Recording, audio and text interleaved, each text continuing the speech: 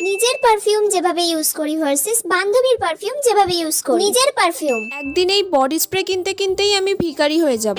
একদম অল্প করে দিতে হবে, একদম অল্প আছে এই বডি স্প্রেটা। ব্যাস ব্যাস ঠিক আছে, যা স্মেল ছাড়ছে তাতেই যথেষ্ট। বান্ধবীর পারফিউম। কিরে পিয়ালি, কি করছিস? বেরোবি তো?